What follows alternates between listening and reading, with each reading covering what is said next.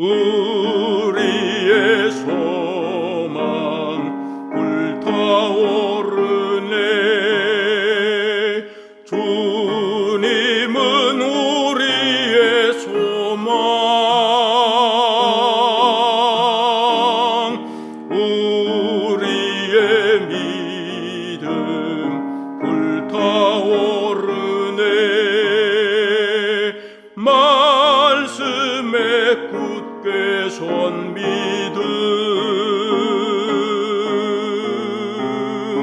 나은 때가 없으리.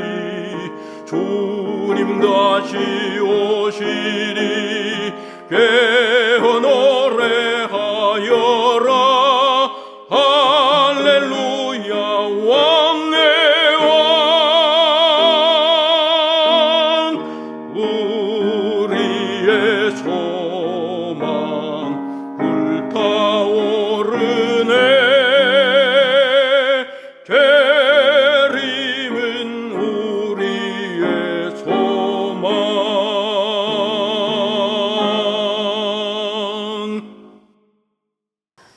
여러분 안녕하세요. 지금 계속해서 예수님을 따라 배우고 듣고 보고 계십니까? 오늘 또 중요한 사건을 보게 될 것인데요. 오늘 공부야말로 우리에게 주는 큰 복음입니다. 소망이지요. 우리가 한번 죽어서 끝나는 게 아니고 다시 부활이 있다고 하는 이 생생한 현장을 오늘 우리에게 보여주고 계시는 장입니다. 자, 오늘은 58장 나사로야 나오라. 자, 이 제목 아래서 본문의 말씀은 요한복음 11장 1절부터 44절까지 긴 내용을 담고 있기 때문에 간단하게 요약해서 읽어드리도록 하겠습니다. 어떤 병든 자가 있으니 이는 마리아와 그 형제 마르다의 촌 베다니에 사는 나사로라. 이 마리아는 향유를 주께 붓고 머리털로 주의 발을 씻기던 자요, 병든 나사로는 그의 오라비로라. 이에 그 누이들이 예수께 사람을 보내어 가로되 주여 보시옵소서, 사랑하시는 자가 병들었나이다 하니 예수께서 들으시고 가라사대 이 병은 죽을 병이 아니라 하나님의 영광을 위함이요 하나님의 아들로 이를 인하여 영광을 얻게 하려 함이라 하시더라. 예수께서 와서 보시니 나사로가 무덤에 있은지 이미 나으리라. 예수께서 가라사대 돌을 옮겨 놓으라 하시니 그 죽은 자의 누이 마르다가 가로되 주여 죽은 지가 나흘이 되었음에 벌써 냄새가 나나이다. 돌을 옮겨 놓으니 예수께서 눈을 들어 우러러 보시고 가라사대 아버지여 내 말을 들으신 것을 감사하나이다. 항상 내 말을 들으시는 줄 내가 알았나이다. 그러나 이 말씀하옵는 것은 둘러선 무리를 위함이니 곧 아버지께서 나를 보내신 것을 저희로 믿게 하려 함이니이다.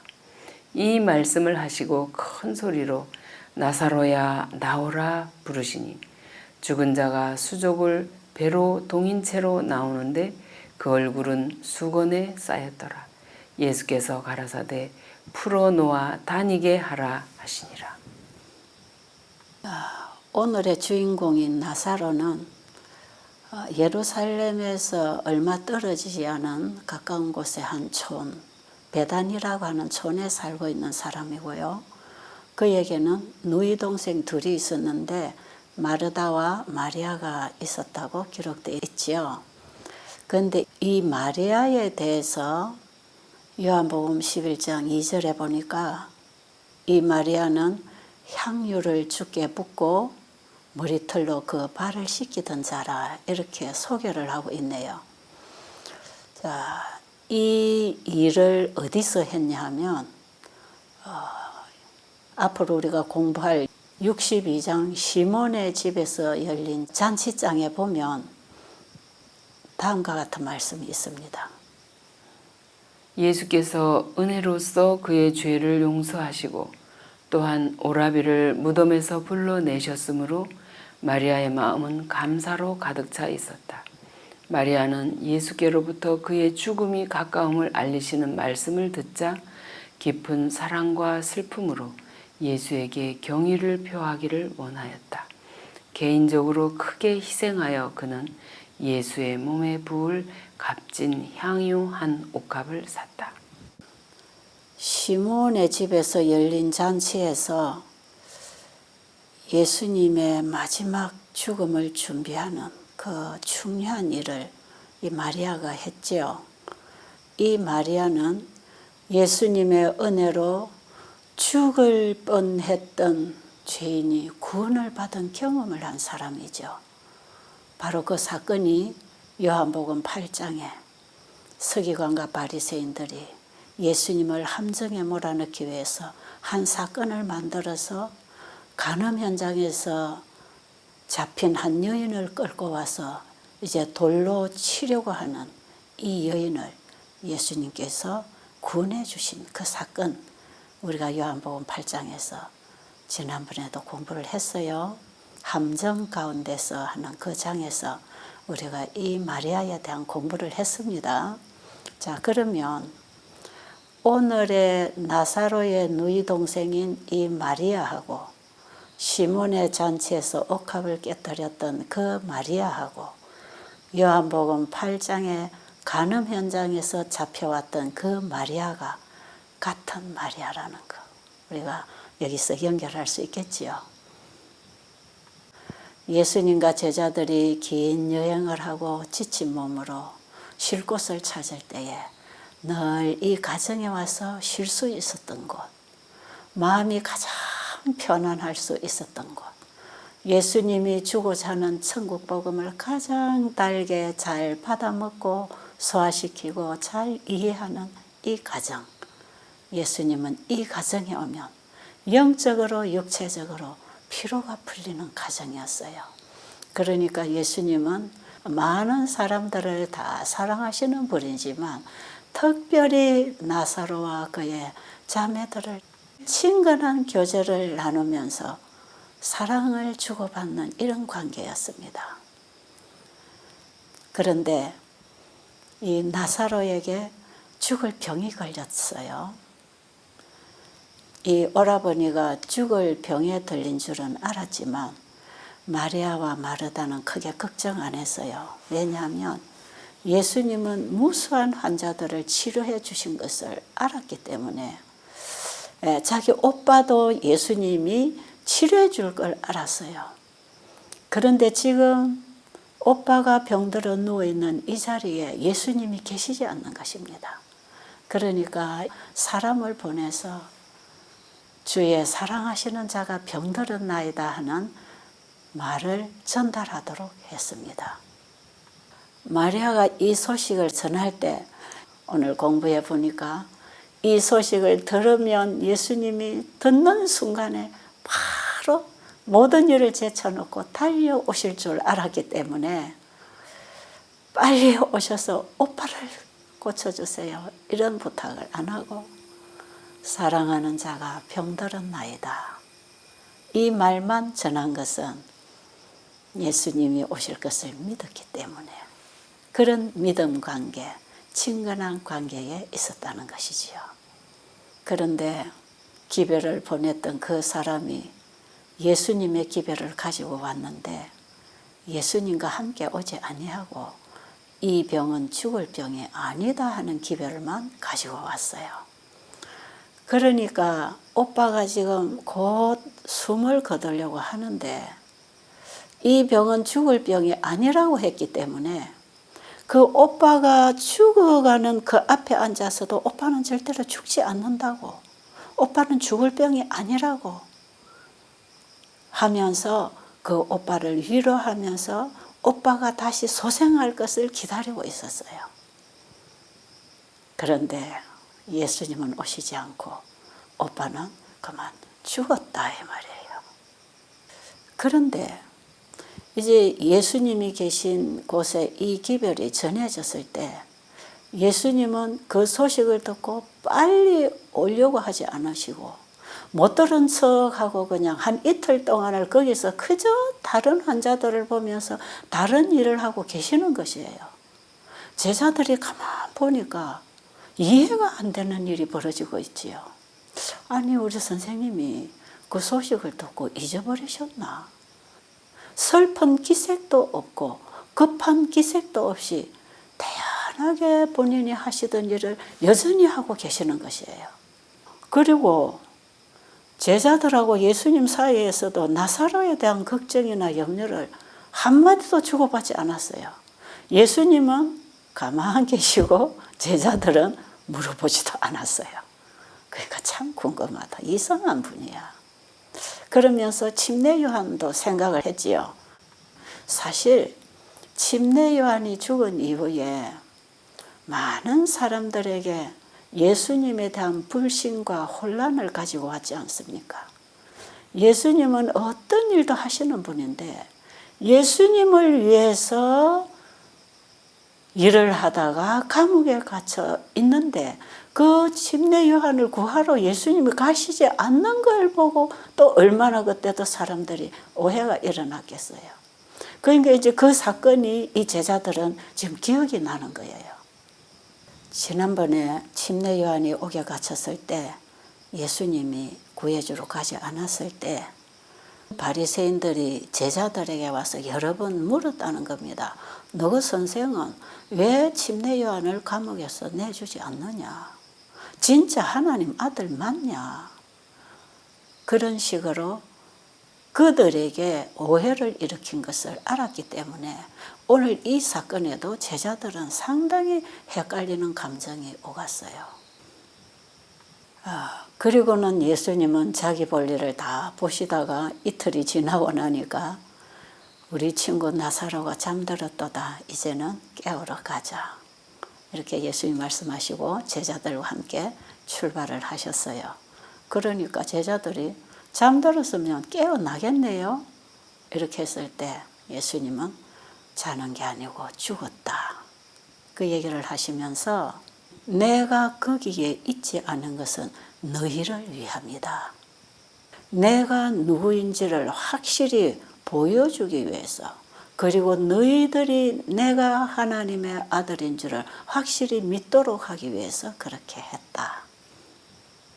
다음 말씀을 읽어드릴게요. 제자들을 위하여 그는 나사로를 죽도록 허락하셨다. 만일 예수께서 나사로를 병에서 회복시키셨더라면 예수의 신적인 신분을 가장 명확하게 증거하는 그 이적은 행하실 수 없었을 것이다. 만일 그리스도께서 그 병실에 계셨더라면 사탄이 그를 이길 힘이 없었을 것이므로 나사로는 죽지 않았을 것이다. 생명의 시여자 앞에서 죽음은 그의 창을 나사로에게 던지지 못했을 것이다. 그런 고로 그리스도께서는 멀리 떠나 계셨다. 원수가 그의 능력을 행사할 수 있도록 허락하신 것은 그가 정복한 원수로부터 나사로를 다시 찾아오시기 위함이었다. 지금 이 나사로의 죽음을 놓고 사탄과 예수님 사이에 대쟁투가 벌어지고 있는 것이에요. 사탄은 인류에게 하나님과 분리되도록 죄를 집어넣고는 우리 인간을 죽음으로 계속 끌어가기를 원했어요. 그런데 그 죽음으로 가 있는 우리를 다시 구해 주시려고 예수님이 오셨지 않습니까? 사탄이 저질러 놓은 모든 결과로부터 예수님은 수습하시고 해결하시고 회복시켜 주시려고 오셨어요.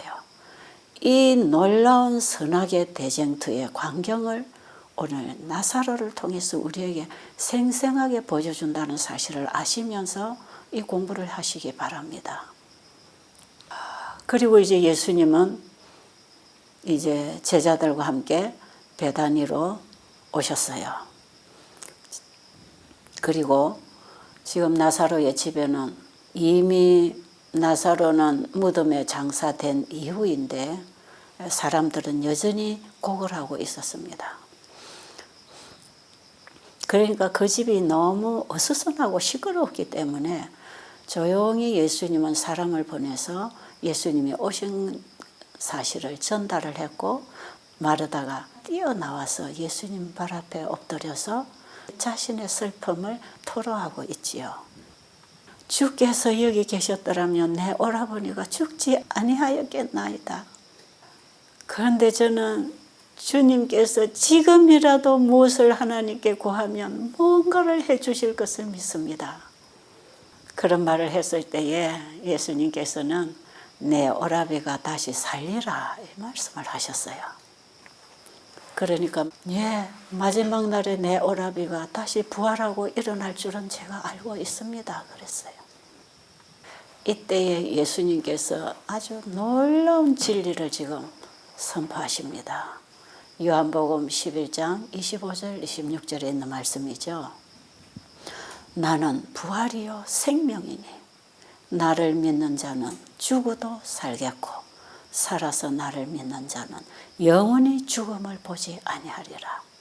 이것을 내가 믿느냐 그러셨어요.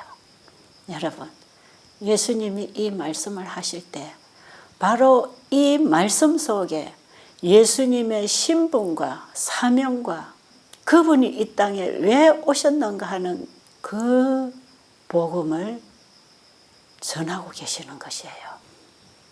예수님은 나는 부활이요 생명이라. 예수님이 십자가의 죽으심으로 부활하실 것입니다. 이때에 마르다가 이 말씀을 듣고 다 이해는 못했지요. 나는 부활이요 생명이라고 했을 때 예수님이 아직 십자가에 돌아가시지도 않았고 부활 안 하셨으니까 아마 부활 후에 이렇게 말씀하시면 이해를 하겠지만 이해가 잘 안 됐어요. 그리고 나는 생명이라고 했을 때에 그 생명이라고 하는 그 생명이 창조의 생명이요, 지금 모든 생명체가 받고 살아가는 그 생명이요, 이 생명은 어디서 빌려오거나 줌으로 소멸되는 생명이 아닌 영원한 생명, 무궁한 생명, 영생하는 생명, 항상 줄 수 있는 생명, 항상 살 수 있는 생명, 그 생명을 말씀하신 것이에요. 나는 부활이요 생명이니 나를 믿는 자는 죽어도 살겠고, 그러니까 지금 이 말씀을 그대로 보여주실 것이었어요. 네 오라버니가 죽었지만 내가 살릴 것이다. 왜? 내가 부활이요 생명이니까. 네가 이것을 믿겠느냐 할 때에 마르다가 예 믿나이다 하고 대답은 했지만 그 의미의 깊이는 잘 깨닫지 못했어요. 이제 그걸 현장에 가서 보여줄 것이었습니다. 이 말씀을 들은 마르다는 급하게 집으로 들어가서 마리아에게 예, 선생님이 오셨다 그랬어요. 그러니까 마리아가 눈물을 흘리고 울고 있다가 급하게 마르다를 따라 예수님이 계신 곳으로 왔어요. 그러니까 거기서 곡을 하고 있던 사람들, 함께 있던 조문객들 중에는 예루살렘에서 온 지도자들도 있었거든요. 그러니까 마리아가 뛰어나오니까 이 사람들이 그 오라버니 무덤에 가는가 보다 하고 이들이 또 울면서 따라 나왔어요. 여기 보니까 마리아도 울고 있지만 따라 나온 조문객들이 울고 있는 그 모습을 보고 예수님은 통분히 여기셨다고 기록되어 있지요. 왜 예수님이 통분히 여기셨을까요? 예수님께서는 거기 모여있는 모든 사람들의 마음을 다 읽고 계셨어요. 그들이 슬픔을 표현하고 울고 고걸하고 있지만 그것이 다 가면에 불과하다는 것을 예수님은 다 아셨어요.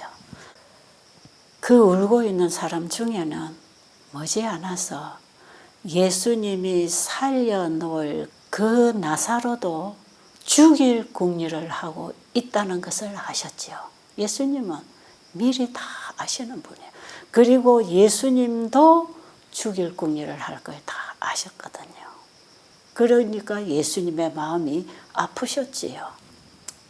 그러시고는 예수님께서는 마르다에게 그를 어디 두었느냐고 물으셨어요.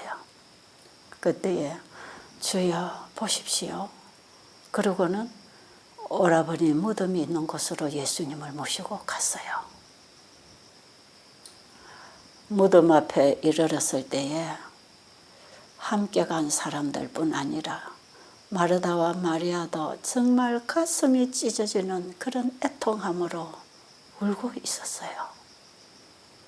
예수님께서 이 광경을 바라보시면서 눈물을 흘리셨어요. 예수님이 옆에 계시건만 그분이 나는 부활이요 생명이라고 했건만 마르다와 마리아는 너무나 애통하고 있었고, 그리고 그 주변에서 울고 있는 많은 사람들의 눈물 속에는 진실한 눈물이 없었어요. 그리고 예수님이 함께 우셨다고 하는 이 울음은 그저 슬픈 모습을 보고 따라서 그냥 눈물이 좀 났다, 동정심으로 눈물이 좀 났다, 이런 눈물이 아니에요. 그리고 예수님은 나사로를 위해서 울 필요가 없으신 분이에요. 왜요? 곧 살려내실 거니까. 그리고 그 슬퍼하고 있는 자매들을 위해서도 사실 예수님은 우실 필요가 없어요. 금방 그들에게 눈물을 거두어 주실 분이에요. 그런데 예수님이 왜 우셨는가? 그 보니까 그냥 가볍게 우신 게 아니고요. 534페이지에 보니까 예수님의 눈물샘이 터졌다 그랬어요. 아주 깊은 눈물을 흘리셨어요. 그 눈물이 무슨 눈물일까요? 지금 여기 울고 있는 사람들 중에는 부활이요 생명이신 예수님을 십자가에 못 박아 죽일 것이었기 때문에, 예수님이 죽을 것에 대한 아픔 때문에 우신 게 아니고 세상의 구주로 오셔서 자기들을 구해줄 그분이 오셨는데 그분을 받아들이지 않고 그분을 믿지 아니하고 영원한 멸망을 당할 것을 아셨기 때문에 그들이 그 불신으로 인해서 영원한 생명을 잃어버릴 사람들이었기 때문에 예수님은 깊은 눈물을 흘리셨다 이 말이에요. 그리고 예수님을 거역하는 그 일로 인해서 얼마 있지 아니하면 예루살렘이 멸망할 것을 다 보셨어요.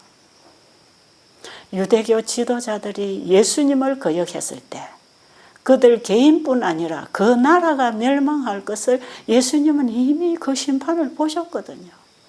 그리고 앞으로도 오늘에 이르기까지 이 천국 복음이 우리 시대에도 이렇게 전파되고 있건만 그 예수님을 믿고 영접하고 그분과 하나가 되지 않으므로 세상 종말에 이 지구가 다 멸망할 것을 예수님은 내다보시고 우리 인류의 구원을 위해서 오신 그 하나님을 배척한 결과로 이 지구가 멸망당할 것 때문에 예수님의 눈물샘이 터졌다는 것 아닙니까? 그리고 예수님께서는 무덤 앞에 서셔서 돌을 옮겨 놓으라고 말씀하십니다. 그런데 마르다는 예수님이 무덤에 장사된 오라버니를 그저 한번 보기를 원하시는 줄만 알고 벌써 죽은 지 나흘이 되어서 냄새가 나나이다. 그러니 이 무덤 문을 열어볼 필요는 없습니다. 이미 썩은 냄새가 나고 있지 않습니까? 이런 말을 하게 하신 것은 그 원수들에게 확실한 증거를 남기기 위해서 이렇게 죽어서 썩은 냄새가 나기까지 예수님이 안 오셨던 것이에요. 왜냐하면 지금 예수님이 행하시는 이적들을 이 바리새인들은 자꾸 이거는 악한 귀신이 와서 하는 짓이라 그러고, 지난번에 그 야이로의 딸을 살렸을 때에도 야이로의 딸은 잠깐 그냥 아프다가 일어난 것이라고 생각했단 말이야. 예수님이 죽어있는 딸을 살렸다는 그 자체를 믿지 않았어요. 왜냐하면 지금까지 그런 일을 한 사람이 없거든요. 이 일은 인간으로서 누가 일을 하겠어요? 그러니까 그런 이적을 행하신 것도 분명히 예수님은 하나님의 아들이요, 세상의 구주로 오신 메시아라는 사실을 알아야 됐지만 그들은 극구 안 믿으려고 했기 때문에, 예수님을 안 받아들이기로 작정을 했기 때문에 예수님이 하시는 모든 일을 부정적으로 비판적으로 봤기 때문에 그 일을 바로 볼 수 있는 이해력이 없었어요. 왜 그렇게 됐다 그랬죠? 사탄이 그들의 마음을 장악하고 있을 때, 그들은 사단의 속임으로부터 빠져나오기 위해서 기도하거나 노력하지 않고 사탄에게 사로잡혀 질질 끌려다녔기 때문에 그분을 보아도 들어도 믿지 못했던 것이지요. 우리가 지금 이렇게 성경을 읽고 이런 복음을 공부를 하고 수없이 이 천국 복음을 접했지만 진정으로 내 모든 것을 포기하고 그분을 나의 영원한 구주로 받아들이지 않는 것도 바로 사탄이 우리를 받아들이지 못하도록 질질 끌고 다녀서 사탄의 종이 되어 있다는 것이지요. 그런데 이번에 이 나사로의 경우는 죽은 지 이제 나흘이 되었고 냄새가 나고 있기 때문에 나사로를 살렸을 때 이 일은 누구도 부인할 수 없는 사실이 되는 것이죠. 예수님은 지금 이 믿음을 제자들과 바리새인들과 청중들에게 주시려고 지금 이 일을 하고 계시는 것이에요. 그래서 예수님께서는 돌을 옮겨 놓아라 그러셨고, 예수님이 하나님으로서 일을 하실 때 사람은 사람으로서 할 일을 해야 된다는 것이에요. 예수님께서 천사를 명하여 돌을 옮기게 할 수도 있으셨고, 말씀 한마디 하시면 돌이 옮겨질 수도 있는 분이 지금 여기 계시는 것이에요. 그런데 사람이 해야 할 일을 할 때에 하나님이 하실 일을 하실 것이기 때문에 이 가르침은 오늘날 우리에게 주는 놀라운 진리이기 때문에 그때도 예수님은 사람을 시켜서 돌을 옮겨 놓으라 그러셨어요. 이 일을 통해서 우리 인간은 우리의 연약한 인성이 하나님의 무한하신 신성과 연합될 때에 어떠한 일을 할 수 있는가를 보여주시기 위해서 이렇게 또 하시는 것입니다. 제가 늘 건강 세미나 하면서 이 말씀을 자주 인용했지 않습니까? 사람이 할 일을 할 때에 하나님은 하나님의 일을 하신다.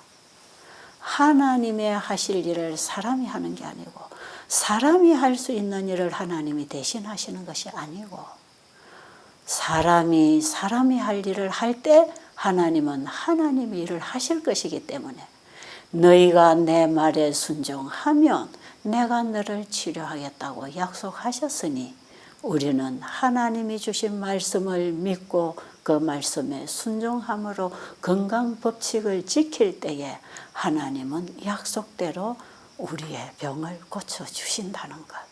이것도 사람과 하나님, 인성과 신성이 연합될 때 하나님의 일을 경험한다는 것을 제가 수없이 말씀드렸잖아요. 이 원리가 다 하나입니다. 진리는 하나에서 다 파생되어 가르쳐지고 있기 때문에 우리에게 구원을 주시는 복음도 예수님을 믿음으로 말미암아 그 말씀에 순종하는 것은 우리가 하는 것이고 예수님에게 영생을 담아서 우리에게 보여주신 분은 하나님이시고 우리를 구원하시는 분도 하나님이십니다. 여기에도 인성과 신성이 연합되는 것, 이것이 예수를 믿음으로 말미암는 의다 이 말이에요. 이제 사람의 손을 통해서 돌은 옮겨졌어요. 지금 이 일이 벌어지고 있는 이 현장에는 어떤 사람도 오해하지 않도록 어떤 속임수도 여기 섞이지 않도록 철저하게 주님과 사람의 손을 통해서 지금 일을 하고 계십니다. 지금 이 현장에는 많은 전문객들이 와 있지 않아요.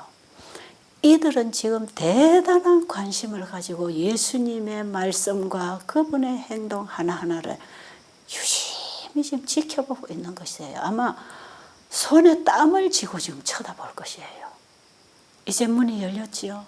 예수님이 기도하십니다. 돌을 옮겨 놓으니 예수께서 눈을 들어 우러러 보시고 가라사대 아버지여 내 말을 들으신 것을 감사하나이다.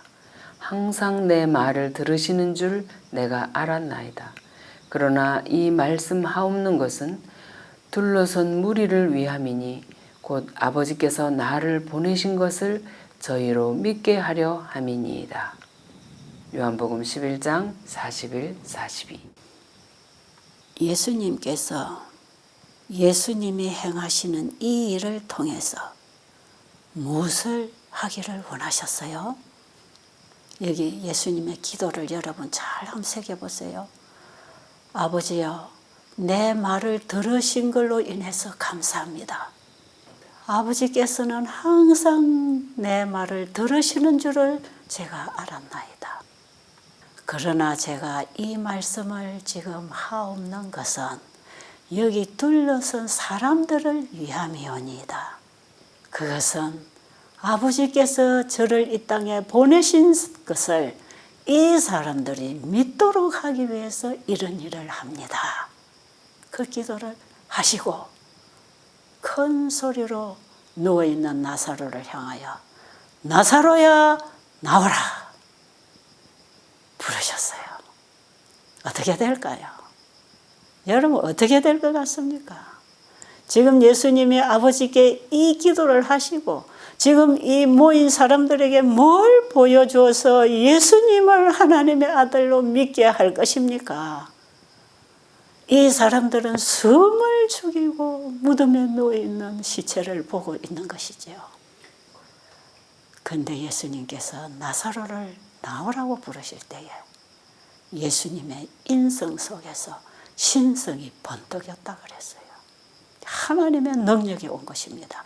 인성이신 예수님으로 하신 게 아니라 예수님의 믿음은 항상 아버지와 아들이 하나이었기 때문에 바로 이 말씀을 바라실 때에 하나님의 신성의 음성이 흘러나왔다 이 말이에요. 예수님께서 그동안에 행하신 모든 이적은 아버지와 아들이 하나이라는 증거를 해온 것이거든요. 그런데도 예수님이 내가 아버지와 하나라고 하는 얘기를 할 때마다 신성 모독죄, 참남죄로 예수님을 그때마다 죽이려고 했지 않습니까? 그런데 지금 보세요. 아버지와 아들이 하나이잖아요. 그들이 보고 있는 인간 예수 안에 신성의 능력이 번뜩이면서 그 아버지의 능력의 말씀이 예수님의 입술을 통해서 발해지는 것입니다. 숨을 죽이고 시체를 바라보고 있던 사람들의 눈이 동그래졌지요. 놀랐어요. 누워있던 시체가 움직이기 시작했어요. 그리고 일어났어요. 그리고 무덤 앞으로 걸어 나왔어요. 그가 걸어 나오긴 했지만 수의를 입고 있었기 때문에 천천히 걸어 나왔어요. 그때에 예수님께서 풀어놓아 다니게 하라 말씀하셨어요. 그것도 누가 해야 됩니까? 사람이 가서 풀어줘야 되는 것입니다. 다시 부활하고 일어난 나사로가 어떤 모습으로 일어났는지 우리가 말씀 읽겠습니다. 나사로는 자유롭게 되어 병으로 쇠약해진 사람처럼 연약하고 비틀거리는 다리로 서 있는 것이 아니라 혈기왕성한 건강한 사람의 활력으로 무리들 앞에 섰다. 그의 눈은 총명과 구주에 대한 사랑으로 빛났다. 그는 예수의 발 앞에 엎드려서 경배하였다. 나사로가 병을 앓다가 허약한 몸으로 죽었잖아요. 그런데 나사로가 죽을 때에 허약한 그 몸으로 다시 일어나서 이제 밥 먹고 운동하면서 회복한 게 아니고 나사로가 다시 살아났을 때는 어떤 모습을 일어났다고요?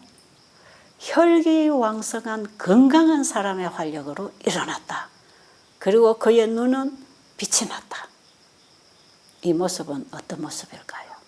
우리의 부활을 얘기합니다.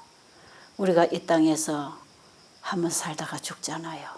근데 예수님을 우리 안에 영접하고 믿음으로 우리가 죽음을 만났을 때 암으로 죽으면서 몸이 삐썩 말라가지고 죽었든지, 교통사고를 만나서 팔다리가 부러지고 피가 흐르는 채로 죽었든지, 어떤 모습으로 죽었든지 우리가 부활을 할 때는 그 모습으로 일어나서 다시 회복하는 게 아니고 가장 건강하고 아름다울 때 그 모습으로 우리가 부활하고 일어난다는 것입니다.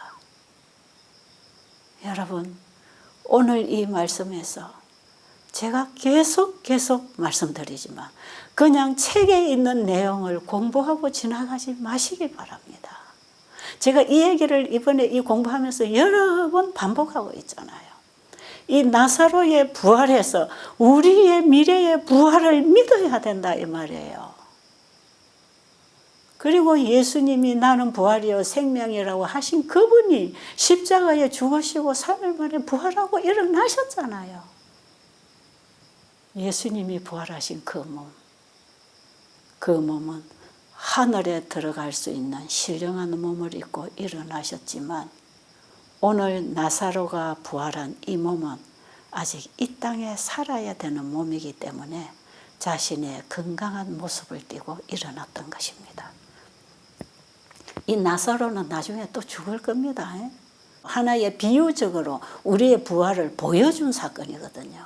예수님은 이 사건을 통해서 이 진리를 가르치기를 원하셨으니까요. 예수님 안에는 사망과 엄부를 깨트리고 거기서 죽은 영혼을 다시 살려주시는 능력이 있다는 것을 보여주기 위해서 오늘 이 일이 만들어진 것이에요. 나사로는 살다가 죽어서 예수님 재림 때 썩지 아니할 몸, 신령한 몸, 예수님이 부활하신 그 몸을 입고 부활하고 일어날 것입니다. 우리도 주 안에서 잠들면 예수님 재림 때 그렇게 부활할 것이다 이 말이지요. 이때에 나사로의 친구들과 또 그 여동생들과 재회를 나누면서 얼싸안고 기뻐하고 있는 동안에 예수님은 그 자리를 떠나시고 계시지 않았습니다. 나사로가 자기에게 생명을 주신 분을 찾았을 때 이미 예수님은 그곳을 떠나시고 계시지 않았습니다. 자, 이제 우리는 다음 장에서 그 예수님을 현장에서 바라봤던 사람, 이 소식을 들어봤던 사람들 중에 바리새인들과 제사장들이 예수님을 어떻게 대우하기로 했는지 다음 공부에서 우리가 공부하게 될 것입니다.